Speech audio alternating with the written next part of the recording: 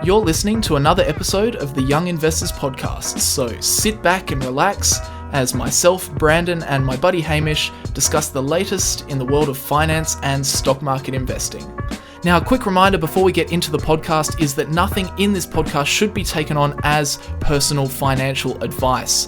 If you're ever unsure about your finances or investing and you need some help, make sure you reach out to a qualified financial advisor. But with all that said, let's get into another episode of the Young Investors Podcast.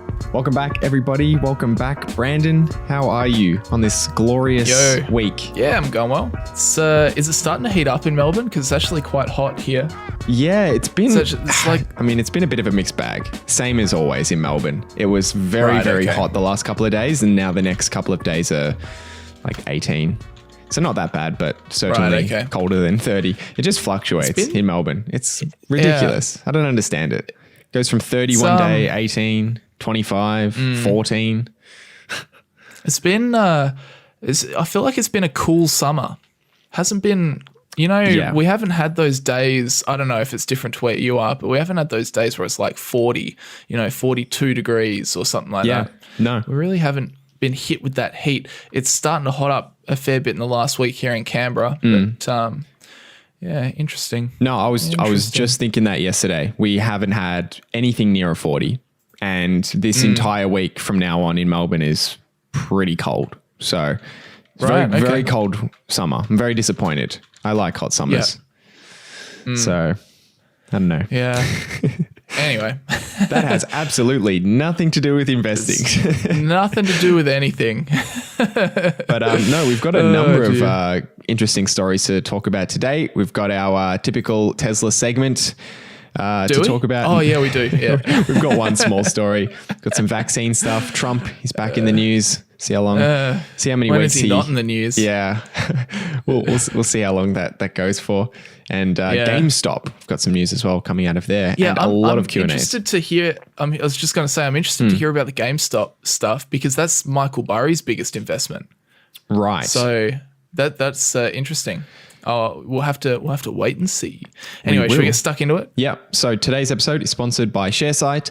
So Sharesight is an application you can use to track the performance of your stock portfolio, and it will allow you to keep track of all of the different types of gains. So capital gains, dividends. If you have dividend reinvestment plans, then it will do all of those calculations for you. Currency gains, if you're buying shares internationally or you hold foreign currencies. And then the main reason why I personally use it is when it comes to tax time. So Sharesight generates up to 10 different reports that can be used at tax time to easily work out things such as your capital gains, dividend income, and more. And at the moment, you can try Sharesight for free for as long as you want by heading over to sharesight.com/young investors.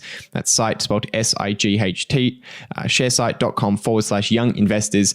So you can use that link to sign up to a free plan, or you can use that link to sign up to a paid plan if you want more features. And if you do sign up to a paid plan, you can get 4 months free when you sign up to a yearly subscription. So go check out that deal if you're interested in being able to track all of your gains across your portfolio, especially if you have multiple portfolios and different trading accounts. And of course, it will save you a ton at tax time. Indeed. Thank you, Sharesight. All right. Have you been following what's been going on in the States? I'm sorry, we've got to get to this first. This is following on from what we were talking about last week. Are you up to date with what's going on? No, teach me. No. So again, for those that are listening on Saturday or Sunday or whatever, we record these on Thursday. So this is all that we know as of Thursday, the 14th of January. But Donald Trump has been impeached for a second time. Wow. Did you know that? Crazy. I saw that this morning. Wow. Yeah, pretty insane. So they were asking Mike Pence to, invoke the 25th Amendment, where if there's a president that's unfit to serve or something like that. Yeah, unfit, then he can be chucked out. But Mike Pence didn't do that. Which, I don't know, I kind of feel like that's fair enough because I believe the 25th Amendment was to be, if the president had a heart attack or if he had a stroke or if you got in some horrible accident, then someone else, he can be removed and someone else can come into power. Just you would imagine through some sort of medical situation. Exactly. So anyway, Mike Pence Mike Pence did not invoke the 25th Amendment. So the House then voted whether they wanted to impeach Donald Trump. And it says here, the US President Donald Trump has been impeached by the House of Representatives for a second time, with 10 Republicans crossing the floor to vote with the Democrats. Wow. How crazy is that? That is kind of crazy. But also not really surprising. I know that as soon as Trump lost the election, there was a lot of distancing that the Republican Party was doing from Donald Trump. That's true. That's not overly surprising. Was the vote decided by those 10 Republicans, or was it because I think the House is controlled by the Democrats, right? So they probably didn't need. Yeah, I don't think they needed the Republican votes, but it's certainly interesting that 10 of them decided to vote that way. Yeah. Yeah. No, I don't think they needed it, but it is interesting that 10 Republicans came across to the light side of the force. Yeah. Just stirring the pot there. Just stirring the pot. I don't actually care one way or the other. You've just annoyed a lot of people. Yeah, just stirring the pot. Okay, so the interesting thing though is that now it's got to go through a Senate trial, as the last one did. And most people believe that that the Senate trial won't be completed before he's out of office anyway. Right. There was a letter written by that guy that looks like Emperor Palpatine. What's his name? That Senate guy? Mitch McConnell. That's him. And in that letter, he said the 3 previous impeachment trials have gone for 83 days, 37 days, and 21 days. So the tone of his letter was kind of like serious, like it's not, he's going to be out of office before this season even comes to a resolution. So why? But the reason why is that there's likely to be 2 votes, or they're voting on 2 things in the Senate. One thing is for the conviction and removal. Well, he'll already be out of office, but I don't know, maybe they just want him to go down in history of having been removed from office. But then the other one is whether they will ban him from holding office again in the future, which obviously does have relevance going forward because a lot of people are already saying that Donald Trump should run for 2024, which I don't know, may or may not happen, but it's in the Democrats. They just want him to be banned for life. Like, you've done so much bad stuff, out you go, never come back kind of thing. So that's what I think the main focus of the Senate impeachment trial will be. But not sure. I'm certainly no expert in American politics, but that's certainly what I gathered having read all of the different articles that I read this morning. Yeah. I don't know that much about this either, but I don't know. I would imagine that the result would probably be similar to the first impeachment, even if they had the time to do everything before he was out, but maybe not. Maybe now the result would be different. I think it would be different because now the Senate's held by the Democrats. Oh, okay. Has that already happened? I'm not sure. I don't know if when does that come in? Exactly. Like, I don't know if that happens when the president leaves, or if that's already happened, then yes, certainly the result would be different. I don't know enough about American politics to understand exactly how this would work. The 2 senators got elected the other week, John Ossoff and Raphael, what was his name, Warnock or something. But do they just slot in straight away? Or maybe it has already happened. Maybe I don't know, because if it has, then definitely the Democrats will just get rid of him for good. And that would kind of make sense. Like, why would they even go after impeachment if they knew that it would have the same result as last time? I guess it kind of makes more sense that way. Who knows? But certainly no political experts here. Much prefer to talk about publicly traded companies, but this sort of stuff is still interesting and it's noteworthy. So I thought we'd chuck it in. Definitely, yeah. One crazy thing that I saw is that because of all of these violent protests that have started, the one in the Capitol last week, there's now hundreds of National Guard troops which are inside the Capitol, and they're just not leaving, just in case. So there's just these pictures of hundreds of National Guard troops just asleep on the floors of the Capitol building. Wow. Have you seen some of those pictures? I haven't seen that. You should look it up. It's crazy. There's like the politicians are walking down the center of the politicians walking down the center of the walkway or the hallway, and then on either side of the hallway is just hundreds of military dudes just asleep. Yeah, I'm looking at it now. That's hilarious. It's crazy. There's like hundreds of them there. Yeah. And there's like, busts of presidents past and whatever, and statues, and these National Guard troops are just kind of leaning up against them, like perfectly asleep with their guns on their chests and that sort of thing. It's just bizarre images. Very bizarre. I guess they got to stay there. I mean, they want to be able to respond immediately, right? If anything were to happen. So I suppose they're going to stay in there. Yeah. I mean, that's the thing. All of it's always going to be a reactionary response, right? Like they're never going to have this level of security there just like in anticipation of something happening. They're only there now because something did happen there. But the next time it's obviously, well, if there's that many troops there, it's not going to be there. They're going to go, people will just go somewhere else to break in or cause havoc if that's what they're going to do. And yeah, it'll just be the intimidation factor of it, really. Yeah. I think that's why there's so many of them there. Yeah, definitely. Yeah. But, crazy times we live in. Crazy times. Anyway, the next week will be interesting to follow in US politics. Definitely. Yeah. We'll be back with our expert commentary. Expert. It's like CNN broadcast. We're joined now by two Australians, Hamish Hodder and Brandon Vanderkolk, and they're going to give their thoughts on the situation here in the United States. Yeah, no, I reckon it'll be all right.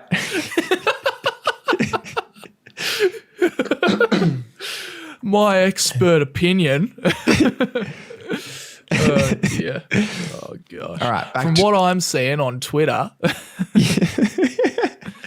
Anyway, let's move on. Right. Tell me about, yes. Do you want to talk about GameStop? Yes. Because that headline is ridiculous. Yeah. So we woke up this morning to GameStop. Such an unloved stock for so long. If you look at its chart, it was just kind of trailing down and down and down. Yeah. And today we woke up to it being up over 50% in a single day. I don't actually know what the exact percentage is. Maybe you can look it up while I'm going through some of this. I think it was like 54% or something. But obviously, whenever a stock goes up that amount, it's interesting to have a look at kind of what caused it and what investors are thinking and what's the reasoning behind it. So basically, there was two announcements that were made yesterday. So I guess it's not super obvious which one caused it or whether it was a combination of both. But thank you, Brandon. 57% was the just wrote it in the Google snuck Doc. it in there. Yeah, 57%. That's a lot. Sorry. Yes. No, it's an outrageous amount. So the first bit of news was that they released their holiday sales. So basically, they over the past 9 weeks or the 9 weeks ending January 2nd, they record that as holiday sales and sort of a spike in sales, and they compare that to the previous year.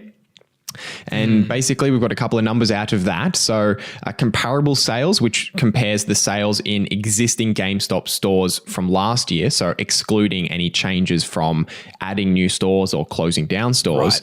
Right. Those sales were up 4.8%. So that's pretty good. Quite positive. E-commerce sales were up 309%. Naturally, e-commerce continues to become a larger and larger part of all of these kinds of businesses. There's, in a lot of cases, there's really no reason to go into a physical game store, right? Sense. Unless you urgently want to get it today. But even in that case, I'm sure in America, you can get same day or next day Amazon shipping for a lot of these things anyway. So obviously, e-commerce is becoming a progressively larger and larger part of their business. I think, I don't have the number off the top of my head, it was about 25 to 30% of their business is now e-commerce. So still pretty small, surprisingly, honestly, but that's a transition they're going through. But even with those two very positive numbers, total sales were down 3.1% because they actually ended up closing 11% of their stores throughout 2020.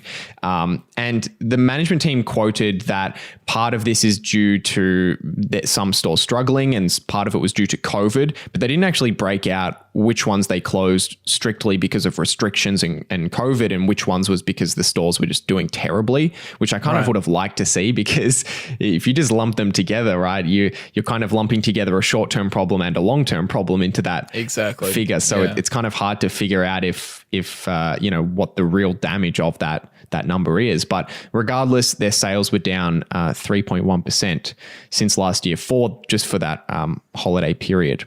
I mean, during the period for their comp sales being up, the company clearly benefited from the launch of the new consoles, which is typically the busiest time for Gamestop. That's kind of the time when people are more willing to go into physical stores and make orders, place orders, pre-orders, or whatever it is. And management quoted that the stores were also negatively impacted by supply constraints as demand outpaced the supply for next-gen consoles. That has been the case everywhere. It has been, hasn't it? Yeah. Yeah. Sony and Xbox with their new Sony and Microsoft, I should say, with their consoles coming out, they just have not been able to make enough consoles due to COVID. Yeah. I heard somewhere, I don't know if this is true, but I read an article somewhere that said that I think it was JB Hi-Fi or EB Games in Australia oversold their pre-orders for the PS4 until April next year. Oh, April this year. PS5. The PS5. Yeah. The PS4. Wow, okay. Imagine if they're pre-order selling the PS4. They just fool some person. Get the brand new PS4. Yeah. Some grandma's bought it for their grandson. Is the PS4 the new one? Yes, it is, Grandma. Yes, Grandma. Yes. Buy this and buy this too. Okay. You won't believe what I was able to find. They said it was sold out. Yeah, exactly. Happy birthday, Timmy. Grandma, I've already got one of these. God damn it. But it's interesting. I was actually just thinking about that line you said earlier. The launch of the new consoles is a big time for, GameStop and other games companies. I guess that makes sense because it's a bigger ticket item. So I guess they would sell fewer of them. And this would be an interesting kind of economics thing to break down at this kind of time, because even if they had the same margin, if they sold, say, a video game versus a video console, the fact that the console costs so much more would mean that, they would make that much more kind of revenue. So it's interesting. Never really thought about that before, because the games are so, I guess, cheap in comparison to the consoles that I guess these video game stores would really bank on the new consoles coming out, because they can obviously sell them for hundreds and hundreds and hundreds and hundreds of dollars. So yeah, and I mean, a lot of people still now order consoles online, but I think just get it shipped. When you get to those larger ticket items, people are just more, at least at the moment, are more incentivized to either line up for pre-orders or just to go in physically, just to buy the product, rather than doing an online order. Whereas I would imagine that if you're just buying a game, you're more inclined to just kind of order it online. I know that. If I was going to buy a console, I'd want to go into the store, pay my money, and take it home with me, kind of thing. Exactly, as long as it's available, of course. Which in this case, which is currently not. I wonder when interesting. I wonder when they're going to be able to get some supply of PS5s and the new Xboxes. Yeah, I don't know. I haven't heard anything recently. CD Projekt Red is begging them to make more new consoles. I saw them, just quickly on a side note, they released an apology today. Right. These are the makers of Cyberpunk 2077. If you remember, a couple of weeks ago, we did that story. But that company is getting crushed by the fact that not many people have the next-gen consoles, because they've made a game for next-gen consoles, but no one can play it on next-gen consoles because no one's got a next-gen console. So their problems are all with the old versions of the versions of the game for the Xbox One and the PS4, and everybody's getting those ones instead. And obviously the versions are just not keeping up because they're so intense. Right. Everyone's getting angry. That was our story. I think maybe 3 weeks ago, maybe. Yeah, that's right. We did that's right. Yeah. Anyway, sorry, I've completely derailed your GameStop story. So no, there's another bit of news. Tell us about that. Yes. So the second bit of news, that's kind of the first bit of news. And I guess we don't really know if investors were positive about that. But I think this second bit of news is probably the reason why the stock's up so much. So the second piece is that Ryan Cohen is now getting 3 seats on the board of directors. So the management team has said, hey, Ryan, you can have 3 seats on the board. So basically, Ryan Cohen, he's not just some guy off the street. He sent them an email and asked them for some seats on the board. He is an investor. He's actually the largest investor in the company at the moment. So he's an activist investor, and a bit of background on him. He founded Chewy, which is a company I wasn't familiar with, but is basically a huge pet e-commerce business. So they sell pet food and pet products and all of those different things strictly online in the US. I guess they sell internationally as well.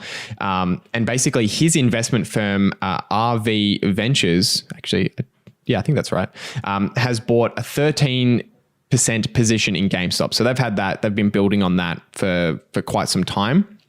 And basically now that it's at the size that it is, they were able to use their ownership, use their weight to convince management to give them 3 directors on the board of directors. Wow. So that is kind of the next bit of news, is that they reached a deal. Management said, yes, okay, you can have 3 directors. So he gets like 3 votes, I guess. Basically, yeah, 3 seats at the table. So Ryan Cohen is going to have one of the seats himself. The second seat will go to Alan Attle, who was the chief marketing officer at Chewy, and Jim Grube, who also had previously served as the CFO at Chewy. So there's a bit of a trend here. Clearly Ryan has some experience with building an e-commerce business, particularly around in an industry that was traditionally physical and is still very much physical, pet products and pet food. So he's come in, bought a significant position, and now he has a decent amount of influence at the top level of the company to basically influence their transition to e-commerce, which is probably going to be an inevitable transition for GameStop. He's brought in 2 of his friends who did a good job at Chewy. The company, by the way, that he sold, the pet company, he sold it for $2.5 billion. And then it IPO'd for 4 times the price of that or something like that. So very, very successful pet e-commerce business, not a tiny little business. So he's done very, very well. And I guess investors are very positive that he's going to be able to do well with GameStop now that he has more control over management's decisions. Well, that makes sense, because from his point of view, he'd be saying, okay, look, I see potential with GameStop. I want, the future of GameStop needs to be e-commerce, needs to be online sales, but I'm not going to get myself into this unless I can really influence them going down that path. I know I've got the experience and I've done it before. I can change their business and I can make it better, and that will make my return on investment go up. But I have to make sure. I mean, this is kind of like a margin of safety, or this is like a margin of safety for. I have to make sure that I can actually make them do this kind of thing. So I guess that's why he wanted the 3 director seats, board of director seats. But I would definitely agree that the future of all these kind of retailers has to be online. It just has to be. Yeah. And they have to be good enough to be able to compete with the big dogs too. Yeah. So we'll see. They'll have to do something different with their physical stores if they do keep them. There has to be a reason other than just buying the game to go in, especially because right now in a lot of places, there still isn't same day or next day delivery, but it's coming and everyone knows it's coming. Like in the next 5 years, it will be everywhere. And that means that there will actually be no reason to go in. Like right now, there's still, I think I've made this argument a few times, like there's still kind of a reason to go in. Like if I need something now, like if I'm itching to play this new game that I've just discovered, I'm not going to order it on Amazon. I'm just going to go to JB Hi-Fi and buy it. Yeah, if I know it's there. That's my behavior as well. I do the same thing. Like I still go in because it's not that much effort, but if I can order it in the morning and it comes 6 hours later, then that's a different story. Now the opportunity cost of going into the store is much greater. So that's going to happen. So there has to be something they have to do. Either they just remove their physical stores completely, or they do something different where it's kind of an experience when you go in, rather than just buying the game. But who knows? We will see. We'll see how they go. I would imagine. Sorry, go on. I was just going to say, I also read with GameStop that I was going to continue on with the reasons why it's gone up so fast. Some people are saying that it could also be a short squeeze, which would be interesting. But I don't know enough about that. I don't know how many, what percentage of the shares were held short. I mean, it was heavily held short. So I would imagine that probably played a role in it. Part of it, of course, is this news comes out and people buy the stock, and as it goes up, some short sellers get hurt, and as they kind of exit their positions, that might have contributed to it exploding at such a rapid rate. Because the short squeeze is essentially just like when the short sellers have to cover their positions, and to do that, remember, they have to buy the stock. Buy the stock, which contributes to more buying pressure, which sends the stock price up, which might trigger the next layer of shorts that have to cover, that have to then buy, that then drives more buying pressure and sends the stock up, and that continues to be a positive feedback loop for the stock price. Which causes the short sellers to just get screwed. It's why short selling is so dangerous. It's so dangerous, man. Imagine you weren't like active on your position last night, and you just woke up this morning, or you're in the US and you just weren't watching it, and then you check at the end of the day and you're like, what? What the hell? What? Yeah. Now I have to cover at a share price that's up 50% one day. Yeah. Insane. Or I've just got to cross my fingers and toes and hope that this share price comes back down. Oh dear. Dangerous. Yeah, oh man. dangerous I don't game. think I could do it. I just don't know if I could ever go short. I'd just be so nervous all the time, I think. I mean, knowing how irrational the market can be sometimes, to me, it makes no sense to take a position where you need the market to quickly become rational. If you buy a stock, just the typical way, it doesn't really matter if the market's irrational for a long time. You can just sit back and wait. But if you have a short position and you have debt, you have margin, then it's urgent. You need it to respond immediately, or like within the next year or the next 6 months. So that's a game I don't want to play. True. I don't trust the market to become rational or efficient very quickly. I'm just going to always assume that it's going to remain inefficient for far longer than I expect. Yeah. I think that's safer. All right, should we move on? Yes. What have we got? All right. I'll just do this one quickly because I didn't really know about this. But for all the Aussies listening to us out there, I didn't know that Coon Cheese is getting a new name. Do you know that? I did. Did you hear about I this? did see this briefly. Yeah. Right. It says here the makers of Coon Cheese have bowed to public pressure and finally changed the name of the long-standing brand. The 85-year-old dairy product, man, that's quite a history. Yeah. It will be known as Cheer Cheese from July. Its parent company, Saputo Dairy Australia, confirmed on Tuesday. The decision to make a change was made 6 months ago wow, I really missed this one. To make a change 6 months ago in response to growing criticism that the name had racist connotations. This is a very interesting topic to discuss, I think, because there's two sides of the coin here. Because you could argue that Coon Cheese, yes, Coon is a racist. It definitely has a racist connotation. However, the cheese was originally named Coon after American cheese pioneer Edward William Coon, who died in 1934. So and everybody that buys the cheese knows that this is not a cheese company that is trying to be racist. Yeah. They've clearly named their product after somebody or after something that has the term Coon in it, like Edward William Coon. So nobody looks at Coon Cheese and goes, oh, that's racist. But apparently people do. But yeah, 6 months ago, apparently the public pressure, there were enough people saying that is racist that that they caved, and they've just taken the approach that, okay, we're just going to protect our company, protect our brand. Let's just rename it. I'm sure not too many people are super attached to the name Coon Cheese. So they're essentially keeping their packaging the same. The only thing that's changed, like same font, same colors, same style, same packaging. The only thing that's different is the word. So there you go. And their justification here from the CEO, the name cheer has the significance of pleasure and joy. So there you go. I hate cheer. That's terrible. It's a bad name. Couldn't they have come up with something better? Couldn't they have done like the initials of the founder's name or some kind of something like related still to the person who built the company a long time ago? Was it 85 years ago? 85 years ago. Yeah. It's like, oh, sorry, man. We know that you're so important, but because your name these days has negative connotations, sorry. Yeah. I mean, your legacy, we're going to have to get rid of that. Yeah. I mean, that's social media for you. It is. There will be. And I mean, and look, I'm not saying that it's a bad thing that they changed it all. It's obviously fine. They can do whatever they want. Like if they want to change it and they're worried about the implications, that's obviously, I understand that argument as well.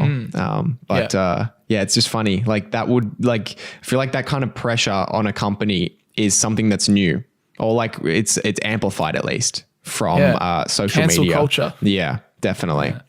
Yeah, and we definitely obviously don't mean to downplay the significance of racism in our society today, but of course not. It's just it's just very odd that clearly something that has nothing to do with being racist, like the name of a cheese brand, is it gets enough pressure behind it to actually change its name.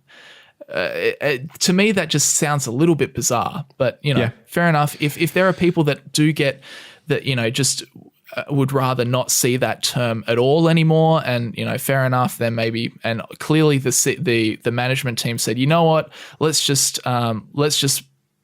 just change it. Let's just be done with it. It's not going to cripple our business. If some people are maybe taking offense to the name, even though it's not intended, then let's just change the name and move on. So that's kind of what they're doing. But why not? I'll go buy a pack of cheer cheese for them. Get around it, everybody. Get around it. Actually, cheer cheese. I would actually be curious to see if their sales were impacted by that. Like whether people were like, where's my favorite cheese? Coon? Where is it? Where's Coon? No, it's not here. Where is it? No, this is rip-off version that has similar branding called Cheer. Ugh. I don't want that. Oh, it tastes terrible now. This doesn't taste the same. It tastes different. Who knows? But anyway, so that was a little interesting one. Yeah. Anyway, I just thought I'd chuck that in because I found it interesting. Should we talk about some vaccines? Yes. So this is a pretty short story as well, but a couple of things to talk about. Pfizer and J&J, Johnson & Johnson, they're two vaccines. So basically the CEO of Pfizer did an interview on Tuesday, and he spoke about a couple of different things. He spoke about how they had made 70 million vaccine doses in 2020. So they were actually able to make a lot in like a month or two? Yeah, I think it was like a month and a half or something like that. Yeah. Impressive. So they basically were able to do that. And I think they distributed 35 million doses or something like that. So they have more on their shelves at the moment. Like they've made a lot, but they've only been able to distribute 35 million or something like that. Right. And they also announced that they upped their expected dose delivery for the year 2021. So originally they thought they could do 1.3 billion doses in 2021. Now that is up to 2 billion doses. So cool. They've been able to find some more production facilities and a couple of other efficiency improvements. And as a result, fantastic, they can get out 2 billion doses, which remember will be 1 billion people vaccinated by the end of 2021. Very interesting. Yeah. So just one thing quickly that I kind of thought about the other day, and I wanted to chuck this over to you to see what you thought, because I probably haven't thought it quite through well enough. But the way I see it, right, is that the world is desperate to get, coronavirus vaccines done and into people as quickly as possible. But Pfizer have their vaccine, and they have a certain manufacturing capacity within their company. I wonder if it would be at all possible if Pfizer could license their formula or manufacturing system for the vaccine to other vaccine making production facilities all around the world. And so instead of, and I don't know if maybe this already happens, maybe I haven't done my due diligence, but I would have thought that, maybe in the interest of public health, but Pfizer could also make a lot of money. Instead of just them having to spool up their own production of these vaccines, I'm sure in every country around the world there is some vaccine manufacturing capability. Yeah. Why don't Pfizer or Johnson & Johnson have some sort of licensing agreement where maybe here in Australia, maybe we've got some vaccine manufacturing facility, we pay like a royalty or a licensing fee to Pfizer, and in turn they tell us exactly how to make their vaccine, and then we can just make lots of vaccines as well. I wonder if that's a business model that is applicable, if it could work, if it would economically work out for Pfizer, because at the end of the day they're a business. It's just a thought I had the other day, and I thought I'd kind of just chuck it out there and see what people thought of it. Yeah, I don't know if Pfizer does that specifically, but that is the way that Bill Gates described what happens when they make a vaccine like this. In an interview, he was basically talking about how an American company will come up with the vaccine, and then they will basically what you described. They will license out other centers to get as much production as possible. But with that in mind, of course, Johnson & Johnson is not going to be licensing out their facilities because they have their vaccine on the way. And Johnson & Johnson will also have licensing deals with other places, but they're not producing anything right now because their vaccine isn't ready. So there would still be situations where there would be a lot of facilities that could produce vaccines but are not, because they're in deals with other companies or with other countries or with other governments or something like that. And then there's just the case that it's a business deal, right? Pfizer has to make a deal with and reach a deal. Pfizer might be asking to do it at a really low cost, and then the facility is like, you need us to make this many doses, so we're going to charge you a ridiculous amount. So obviously, it's not as not as easy as just being like, hey, make it here. It should be that easy. That should be the way you'd hope so. Yeah. but no. But yeah, I'm not sure exactly if Pfizer is doing that though. I just know that that's the way Bill Gates described kind of what typically happens during a pandemic. But I'm not sure. Does that happen the other way around to what I was talking about, where Pfizer will try and reach out and say, hey, can we take over your manufacturing facility and we'll pay you for it? Yeah, exactly. Oh, okay, right. See, I was thinking it might be a case of maybe an Australian company that could make vaccines reaches out to Pfizer and says, hey, we'll pay you if you tell us exactly how to make your vaccine. Right, and we'll pay you a fee. So got it, I see. One or the other. I see. So actually licensing the vaccine rather than the facility. If Hamish and Brandon Vaccines here in Australia, and we've got our little plant, we could reach out to Pfizer and say, hey, tell us how to make your vaccine and we'll pay you X amount for it. Then we can make the coronavirus vaccine and sell it here in Australia and make the economics work so that we still make money. But then Pfizer doesn't have to do anything because they've already made the vaccine. All they have to do is tell us how to do it. Yeah. And then they could just collect money. I don't know. But yeah, I think that like either one of those situations could potentially work. But yeah, I'd obviously, I certainly agree more with the one that Bill Gates came up with. Well, I would imagine both of those things would be deals that would be spoken about over the next few months. I mean, I'm sure they've explored all options. Yeah, exactly right. But in terms of Johnson & Johnson, so the other part of this news, so Pfizer's full steam ahead, just in front of everyone, and not so good news coming out of Johnson & Johnson. So they still haven't released their final vaccine results, which come out in 2 weeks. Damn. And basically they have a 1 I think it was $1 billion contract with the US. And a part of that contract said that they needed to have 12 million doses by February. And Johnson & Johnson came out and said that they are 2 months behind schedule. Shit. So they are a long way. They are right now looking at making 12 million doses by April, which is a very far cry from what Pfizer is doing at the moment, where by April they probably have made hundreds of millions of doses. So yeah, it's interesting because they were quite close at the end of the trials. It's just that they've got quite a number of delays now. I wonder if that has anything to do with business deals that Pfizer gets to make because they were out front.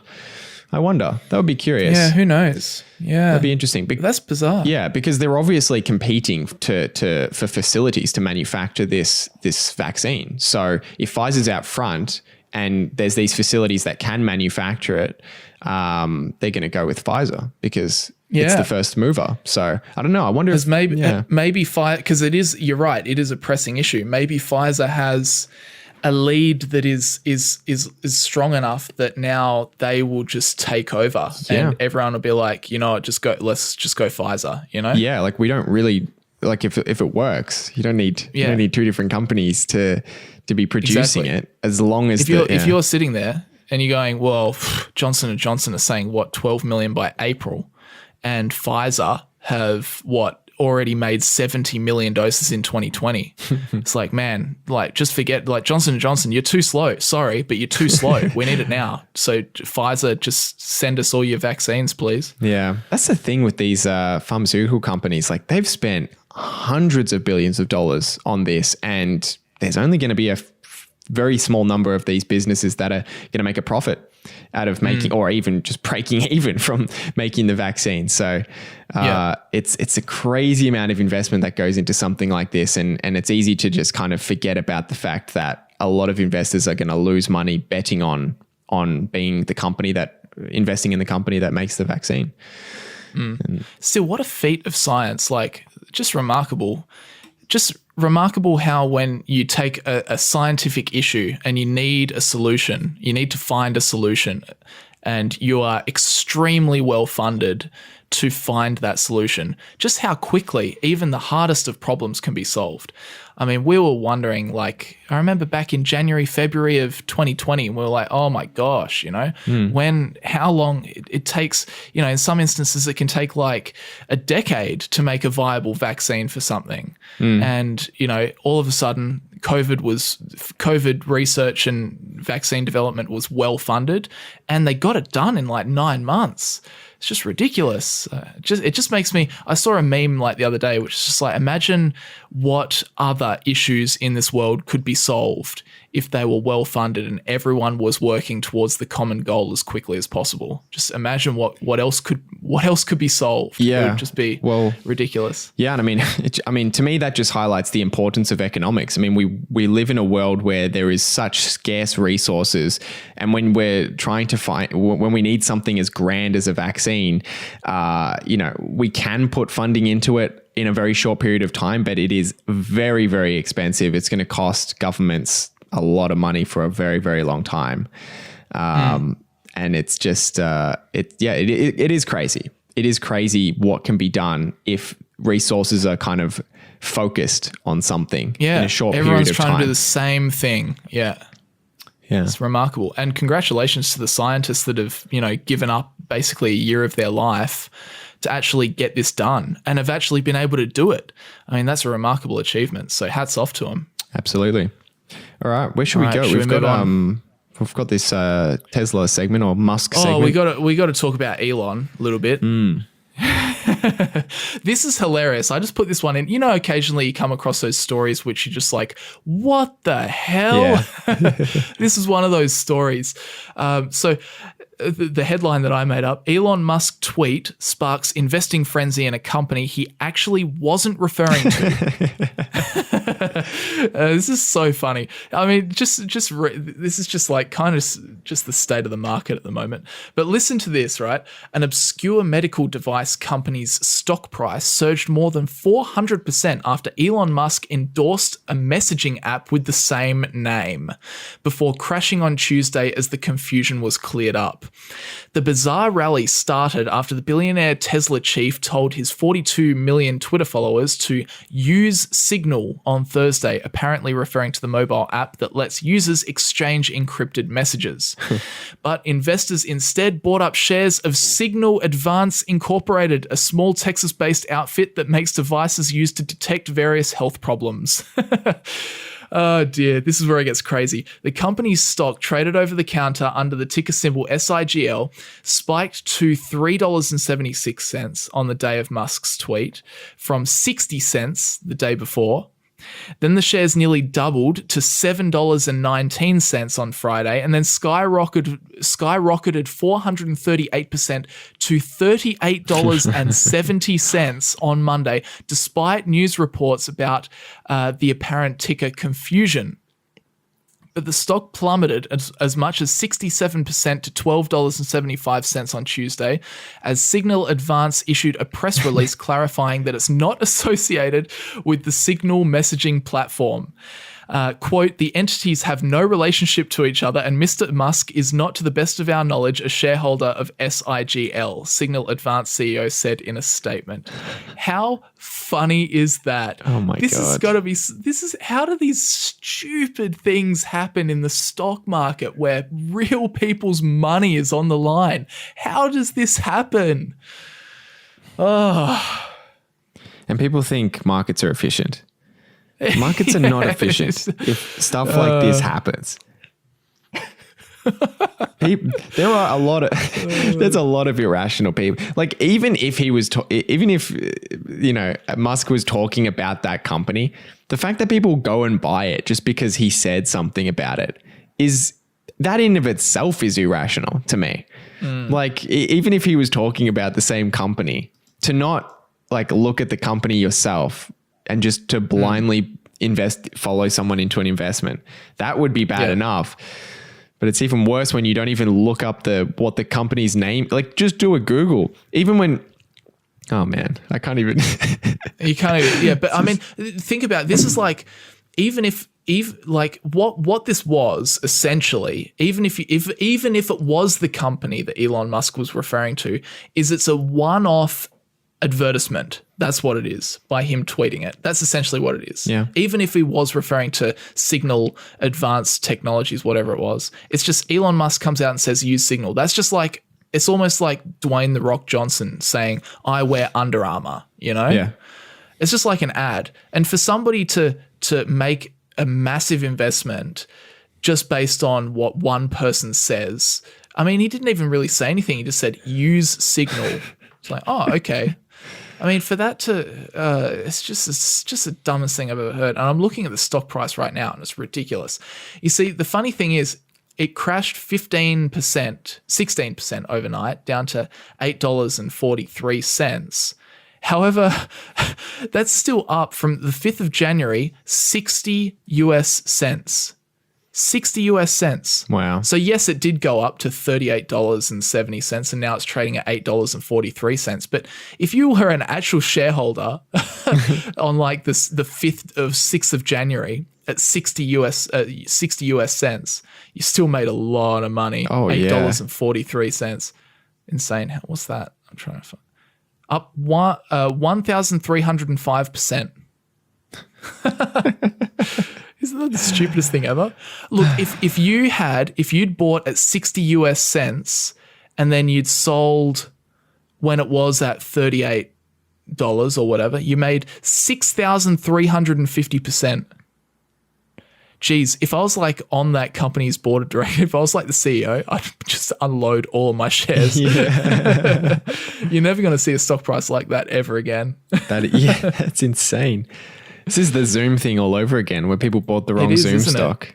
It is the Zoom thing all over again, except crazier because it's a penny stock. Like, how dumb can you be? Yeah, I don't know. Just look up the ticker symbol. Look up the company name. I don't know. Please. Do like 4 seconds of research. Look, if you're going to just follow someone into a stock, just look up the right name at least. Come on. Yeah. To be honest, this kind of makes me want to try and start a company that's called something very close to like Facebook or very close to Google with a very similar ticker symbol. Yeah. Fezla. I'm going to start. Yeah, my company will be called Goggle, and it'll have the ticker symbol GOGL. Yeah. See how many just false investors I get. Could be done. It could be. It almost seems like a viable strategy at this point. Anyway, should we move on to some Q&A? Yes. Yeah, let's get into some Q&A. Right. Sure. So where should we start? Should we just start at the top and work our way down? Yeah. Did we answer this question, this first one? Oh, geez, I can't remember. I think we answered this one. Whoops. All right, should we? Yeah. We'll start at this next one then. Yeah. Go for it. Hey guys, do you know of a free resource that provides instant email alerts for all ASX announcements released by a set of companies of your choice? I have access to data analysis through my job, which provides for email alerts. However, data analysis requires a paid subscription. I'm hoping that there is a free resource that you may know about. I don't think I know about it. Do you know of it? No, I don't. If anyone does, I would love to see that. But because the list of companies I look at is pretty small, it's fairly easy for me just to go to the investor relations page of each of those companies, and then most of them will have an opt-in for email alerts.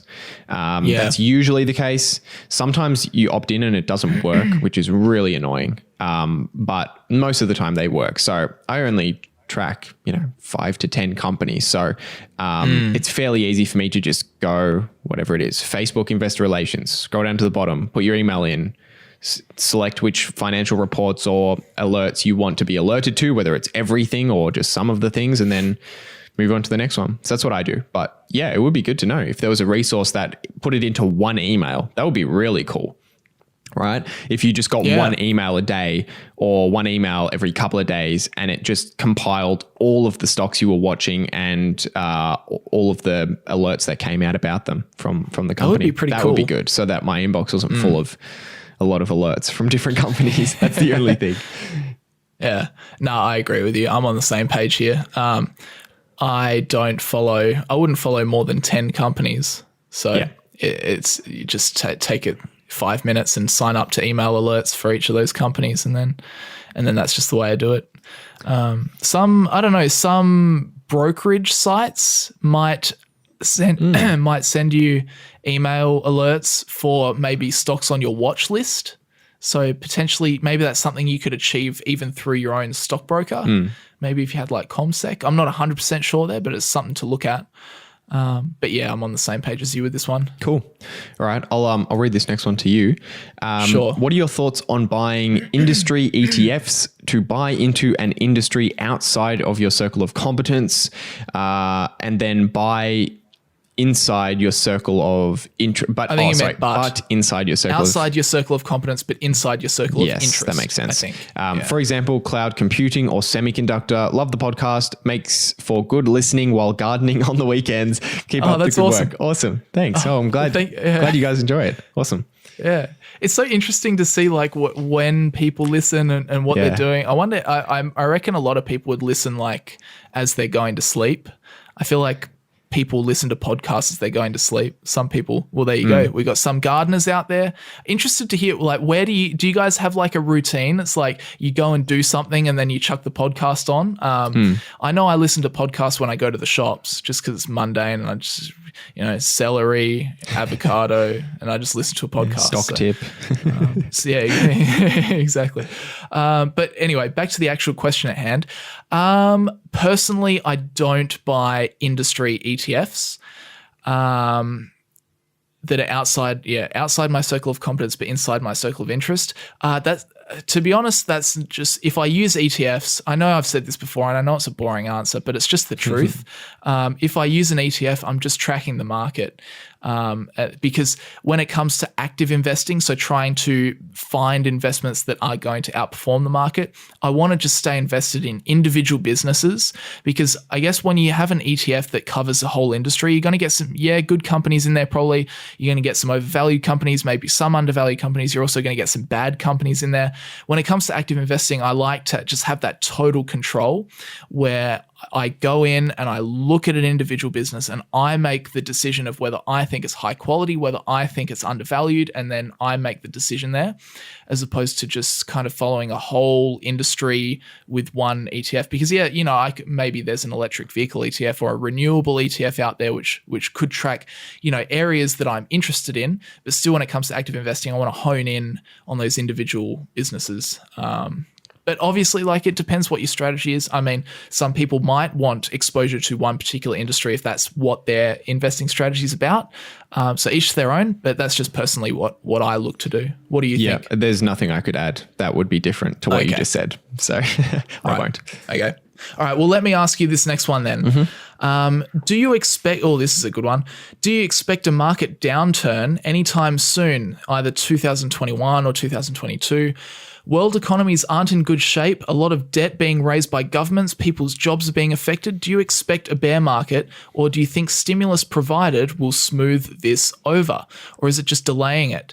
Might just be because I'm relatively inexperienced or new, but current state of the market and economy correlation, I'm in the UK, doesn't make much sense to me. What do you think about this? Good question. Yeah, really good question. Here's a boring answer. I don't know. I don't know.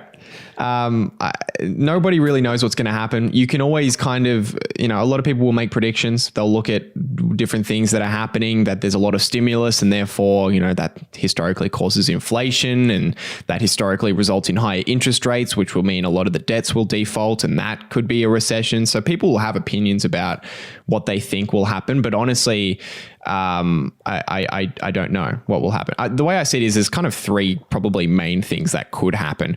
One is that the stimulus just isn't enough. So governments don't get enough stimulus to people. Let's say in the US, for example, the government doesn't get enough stimulus to people. People have debt, so they can't pay their debts. Businesses have debt, they don't get bailed out, and there's a recession. That's kind of one outcome. Another is that the stimulus is enough, but it's too much money printing that it causes high inflation. And then if there's high inflation, the Federal Reserve raises interest rates, people can't pay their debts because the interest payments have gone up, recession. Or stimulus is enough and it doesn't cause inflation. That's also possible. There's been a lot of periods, well, not a lot of periods, but at least over the past 10 years, where there has been a lot of stimulus, a lot of money printing, very low interest rates, and still no inflation, because there's other factors than just money printing. There's globalization and technological advancement that work against inflation. So if those things continue to work against inflation at a higher rate than the money printing is creating inflation, then there won't be any. And we could see another period like we just saw. So I don't know. It's a boring answer to say I don't know, but no one really knows what's going to happen. Yeah, no, I would agree. But I think you really went in deep there and explained kind of the possible outcomes. I think so far what we've seen is a lot of money printing. Correct. But no real inflation just yet. And that's kind of making, I think, a lot of people nervous that, well, we haven't really seen this before, where we've printed so much money and inflation hasn't gone anywhere. So I think a lot of people are just kind of waiting for it to come at this point. Yeah. But again, I don't know. I'm no expert. It might happen. It might not. Yeah. Probably the biggest problem with this going on a really long time is that companies in particular, individuals as well, but companies in particular start to feel as though this is the new normal. That it's normal that interest rates are 1 or 2%, and that it's normal if they have $30 billion of debt on their balance sheet and their interest payment is 30% of their income and they have no cash around and they're just doing huge share repurchases with money that is just seems to be coming out of thin air. The worry is that businesses do that as if it's going to last forever, and then it doesn't. And those businesses will get absolutely crushed if that happens. But again, like no one even knows when or if that will happen. It could also be the case that businesses with a ton of debt don't get complacent. They just pay down their debt slowly over the next few years while there's no inflation, and then we're back where we were 10 years ago or something like that. You know, no one really knows how people are going to behave in the markets or what the markets will end up doing. So we'll just have to see. We'll just have to wait and see.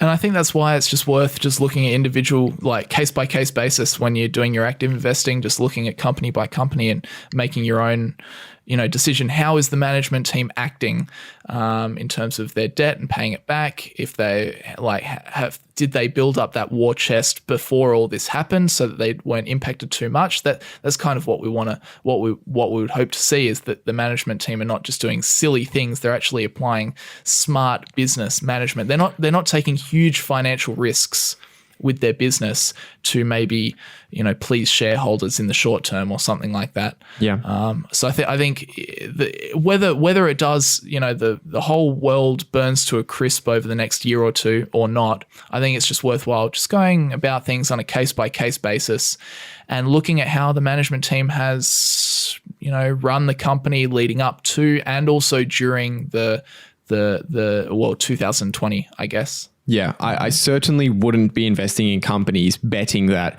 interest rates will stay low forever. A lot of people invest like that at the moment, and a lot of management teams are running companies like that at the moment. But even though we have no idea whether interest rates will go up or not, you should be invested in a company that's fine either way, because then you don't have anything to worry about. Yeah. Well said. All right, shall we wrap things up? Yeah, we'll wrap things up for today. Thanks everyone for tuning in. And as always, if you want to leave a question or have a topic or a company you want us to sort of look into their earnings or something like that, earnings season must be coming upon us fairly soon at this point. Make sure you head over to the YouTube version of the podcast at youtube.com/The Young Investors Podcast. Click on the latest episode and you can leave your comments, questions, anything you have there, feedback, criticisms at all down in the comment section there. Thanks, Sharesight, for sponsoring. As always, head over to sharesight.com/young investors if you want 4 months free when you sign up to a yearly subscription. Thanks, Brandon, for joining me as always. All good. And I hope you guys have a good weekend. See you later, guys. See ya.